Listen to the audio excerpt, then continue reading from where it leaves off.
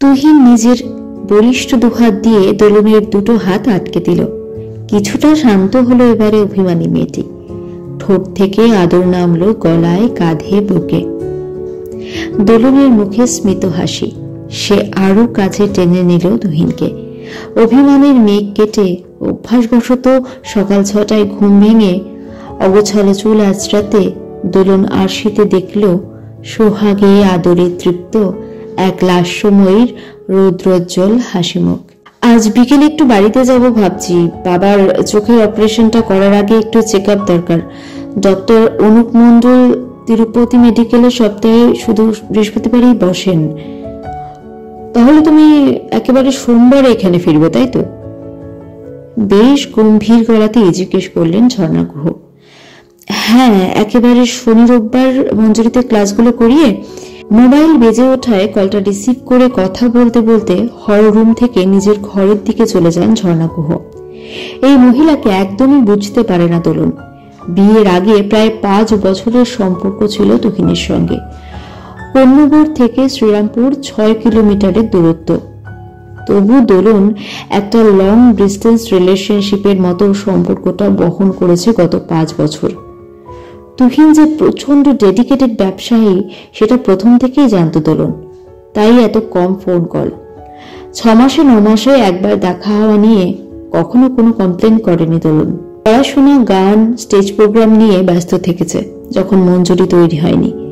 দোলনের বাবার তত্ত্বাবধানে ও সহায়তায় যখন মঞ্জুরি দাঁড়ায় তখন দোলন এতটাই ব্যস্ত হয়ে যায় সবকিছু নিয়ে যে তুহিনের সান্নিধ্য পেল কি পেল না তা নিয়ে মাথা খারাপ করেনি।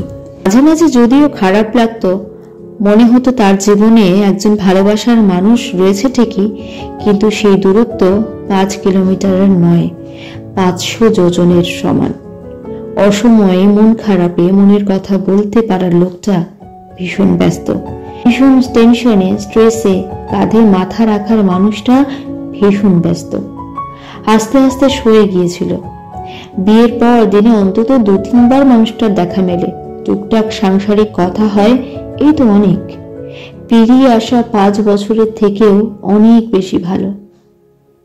অনেক কমন ফ্রেন্ডের কাছে দোলন শুনেছিল ঝর্ণা গুহর এই সংসারে একচেটিয়া আধিপত্যের কথা। তিনি নাকি ভীষণ দেমাকি, ছেলেদের রাশ টেনে রেখেছেন এই বয়সেও। দোলন এসব শুনে একটু ঘাবড়ে গিয়ে বিয়ের কদিন আগে তার মা দোয়েল বসুর কাছে চিন্তার প্রকাশ করেছিল। তাকে বলেছিলেন, শাশুড়ি বৌমার একটা ঠান্ডা লড়াই যুগ যুগ ধরে চলে আসছে। শাশুড়ি কি তোমার মতন আমাকে ভালোবাসবে মা? এইভাবে তার কোলে মাথা রাখতে পারবো আমি? দোলন মায়ের কোলে হেলান দিয়ে বলে,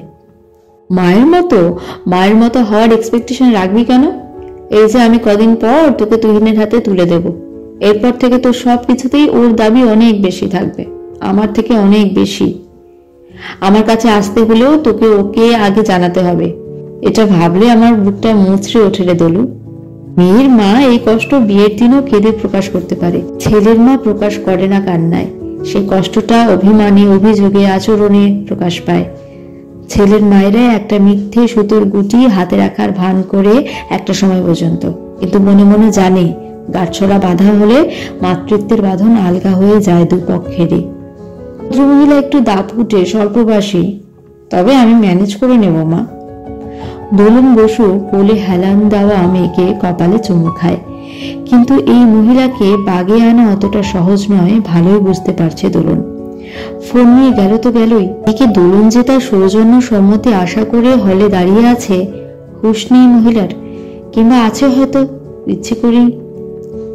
শুনতে পারছে দোলন বেকারির ম্যানেজার পরিতোষ হালদারের সাথে ফোনে বেকারের প্রোডাকশনের হিসেব সংক্রান্ত কথা হচ্ছে।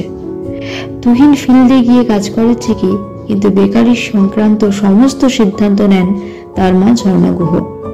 বেশ কিছুক্ষণ অপেক্ষা করেও কোনো উত্তর না পেয়ে নিজের ঘরে এসে ব্যাগ গোছাতে বসে দোলন। হয়তো তার শাশুড়ির মৌনতাই তাকে সম্মতি প্রদান করেছে এই 4 দিনের জন্য বাপের বাড়ি যাওয়ার।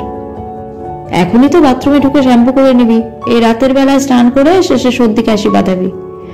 তুমি তো জানো মা, চিপচিপে তেল দেওয়ার চুল আমি বেশিক্ষণ রাখতে পারি না, মাথা চুলকোতে শুরু করে। তাহলে আর কি দরকার এখন তেল বসানোর? এটা তো আমার মাম্মি স্পেশাল চাম্পি। কি যে ভালো লাগছে মা। জানো মা, তোমার ছোঁয়া আমার টেনশনের টাইমে ম্যাজিকের মতো কাজ করে। কত কিছু মাথায় ঘুরছিল, বাবার অপারেশনের ডেটটা ফাইনাল করতে হবে, গত সপ্তাহে মঞ্জুরিতে যায়নি। যদিও রজত প্রতিদিন আপডেট দিয়েছে, তবু যতক্ষণ না নিজে যাচ্ছি। তার উপর বেরোবার সময় মিসেস গুহর এমন খামখেয়ালি ব্যবহার। আগামী পর্বগুলির জন্য চোখ রাখুন আমাদের চ্যানেলে। লাইক অ্যান্ড সাবস্ক্রাইব করতে ভুলবেন না। দ্য সোলুইস্ট যে গল্প বলে।